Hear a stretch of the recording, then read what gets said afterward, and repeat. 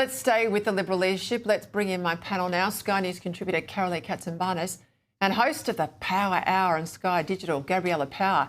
Thank you, both of you, for joining me here. I feel like we've been talking about this ad nauseum, Karalee, since we came back from Christmas, all about the Liberal leadership. I will take the PM to task today, trying to make a political issue about the fact that two MPs caught up this morning, plenty of time, well before a memorial service. They didn't have their chat on the steps of the cathedral in Melbourne. They met privately around breakfast time. Then they went to the service for their colleagues. I think it's a grubby attack. People have been saying for numbers of days now they should get together, they should talk and sort this out. You've got to do this stuff face to face. I think that they were absolutely within their rights to meet this morning. Absolutely, Peter. I mean, Andrew Hastie is from Western Australia and Angus Taylor is from New South Wales. They've had a chance to meet in Melbourne. They've then gone and paid their respects to their, to their former colleague. But I also find it quite astonishing that Anthony Albanese seems far more interested in what's going on, because he's more interested in not having an effective opposition or opposition leader who can really take the fight up to him, because it's in his interest for it not to be resolved. There was no need for his comment. What he should be interested and focused on is the living standards of Australians. He should be focused on this latest interest rate rise. He should also be focused on what the RBA will do next week, because of course we know that there are a generation of Australians that have taken advantage of this 5% housing deposit rate that will get a rude awakening when the banks raise their rates next week. The other thing also is perhaps it's astonishing that he actually isn't changing tack and putting ASIO and ACES, the Australian Secret Intelligence Service, back into the National Security Council. That's what he actually should be focused on. And it is a shot that he's taken which is way below the belt with what he did today. And Australians need cost of living relief. They need things to also change. And he's actually not doing that. He's not governing for Australians. Gab, I said at the top of the show, from all the calls I made today, I don't think there's going to be a leadership change next week, because not that Susan Lee has got any extra support from her colleagues, they can't decide on the Conservative side who is going to be the front runner here. And of course, if they both run, they'll split the vote on the Conservative side. I made this point in The Australian. I think I've made it every night here on the show. I think the Libs are really in trouble. I think the coalition absolutely is in trouble. It's broken twice in under 12 months under Susan Lee, and it held fast for decades under previous Liberal Party leaders. But what's happened here, the growth of One Nation, is not just a niggle. It's not a little protest vote. It's certainly got momentum behind them. And in a number of polls, including Newspoll, including Sky's Pulse yesterday, they've now overtaken consistently the coalition. Yeah, and it so doesn't Libs rang me, and these are not all Conservative Libs too, just to point. Libs have rung me today and said, Peter, you're spot on, you've nailed it. We are in trouble, and if those in the party room don't get it, we'll never get out of trouble. Yeah, I'm yet to speak to an Australian that thinks the Liberal Party is doing a good job, and it's been like that for some time now. I mean, the reality is it's been getting worse and worse under Susan Lee's leadership. I give her credit for her work during the Bondi attack, but really since the election last year, she's been losing support of voters. She's been flip-flopping on issues. I mean, she couldn't even handle the net zero issue. She can't unify the party. There's now this problem with the Nats, of course. Of course, it makes sense that we're now seeing this huge rise in support for One Nation. I mean, Australians have been crying out for a leader who can lead, and they've been crying out for an opposition, an actual opposition that can hold the Albanese government to account. I think what's being reflected in the polls is being reflected on the ground, rather. What we're seeing in the polls is being reflected on the ground. Just with having conversations with different people, I'm hearing about One Nation a lot more than I ever have before. I mean, people are really speaking out and showing their support for Pauline Hanson, who wouldn't have a few years ago. They're now running to One Nation. And you look at Pauline Hanson. Whether you like her or not, you know exactly who she is and what she stands for. She's tough on immigration. Looking at that Sky News poll that was released yesterday, obviously immigration is a huge issue. Australians want to see immigration numbers come down. So it doesn't surprise me at all. With Andrew Hastie and Angus Taylor, I think I was happy to see them meeting today. There's been so much speculation for so long, really, since the end of last year. People have been wanting to see a change.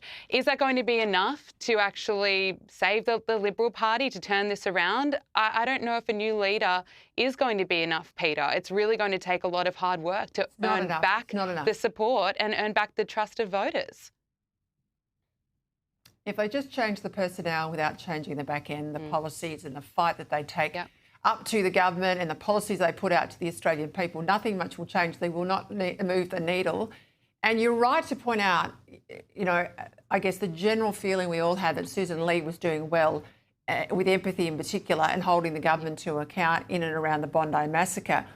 But let's not forget, when she came back to Parliament, and it was that Monday that news poll came out, she had a shocking result. One Nation was ahead in the news poll. She'd fallen even further on the primary vote. And that's before they even opposed and then imploded over those hate speech laws. So as much as we might say she's decent and she's certainly likeable and she's doing a good job, it's not being something that she's getting any credit for with punters. They have moved on. And I think they're at the point now, and Karalee, you know this well in politics, when they stop listening to you, and it doesn't matter what you do, you can't get them back on your team. Look at the opportunity there is with Labor. Look at that inflation data out yesterday, not just bad numbers and not just the likelihood we're going to see a rate increase next week, but also this juvenile behaviour from the Treasurer splashed across all of the papers today. Nothing to do with me, he says, nothing to do with the government. Come on, he's the bloke that signs the checks. He's spending. Every expert says government spending is driving inflation. Absolutely. Jim Chalmers and Anthony Albanese, they're always happy to take the credit when the numbers fall, but not when the reality actually hits them in the face. The bottom line is we do have an issue in this country. Government spending is out of control. Anthony Albanese, you showed the grab before. The NDIS spending, that is out of control. They don't have anything. They've done the thing with childcare. Did they really think that providing childcare and all these subsidies, it's great that the workers have got a wage increase, but that comes from taxpayers. They surely did not think that childcare centres and operators would actually put their fees up as well. They're treating the taxpayer like a money tree continuously. The problem is that we need to have a serious debate, as you've outlined many times on your show, Peter, that immigration is far too high. Migration is far too high. There's a lack of housing. There's, the interest rates. As I said, 5% deposit. People have taken that out suddenly because they've trusted what this government has said about being able to buy a property with a 5% deposit. Let's see what happens at the end of next week when the reality actually hits young Australians that have got their dream of going into home ownership. Everything is out of control. They are not listening to what the RBA has warned them about. The RBA made it very clear. They want the rate between 2 and 3%. That is not happening. The government has to stop spending the money that it does not have to actually make. If you can't change what you don't acknowledge. And if Anthony Albanese does not acknowledge that there is a problem in this country, and Jim Chalmers, that there is a problem with what they are doing, with the money that they are applying to various programs, nothing is actually going to change. We call it living within our means. We all have to do it. And unfortunately, Jim Chalmers doesn't know what those words mean.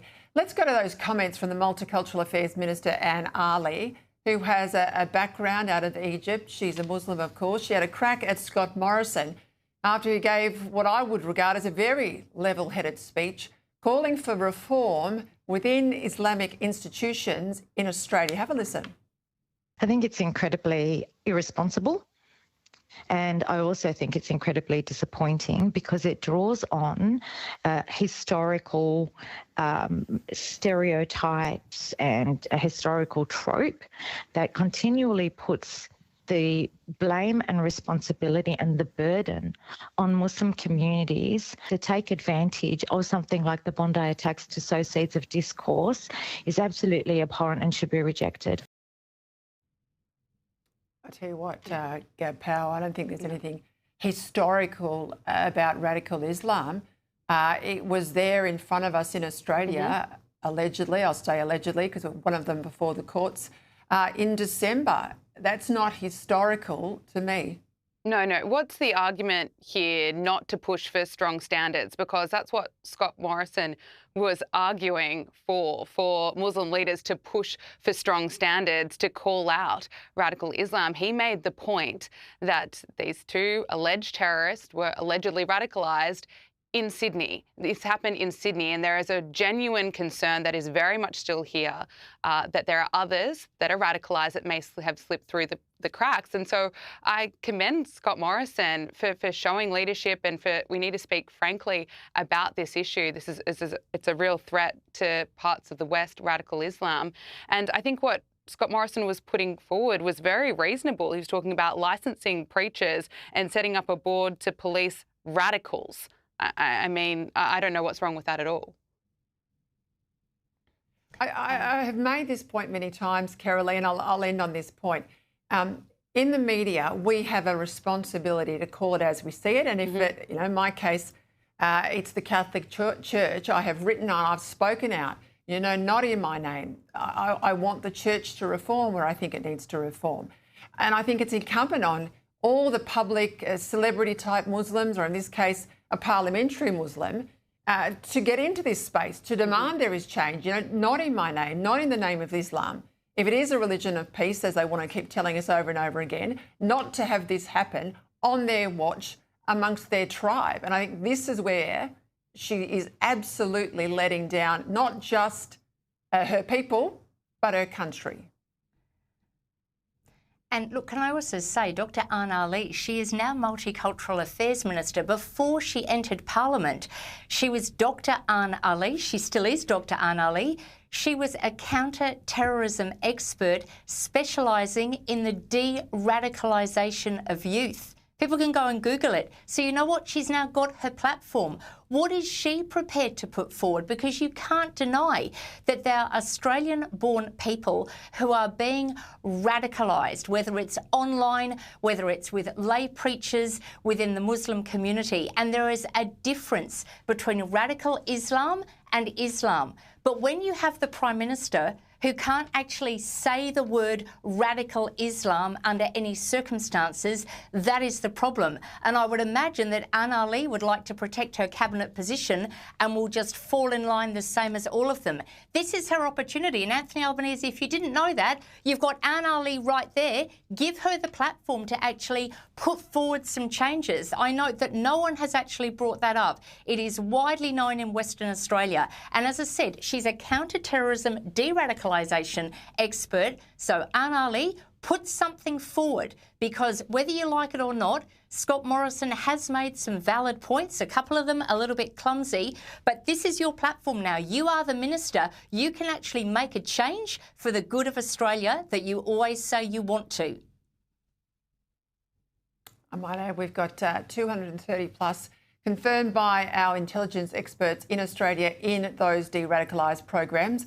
I'll also make a secondary point before I move on. Right around the world, there are plenty of reports, expert reports, to say those programs don't work. But anyway, we'll leave that there. Thank you to you both.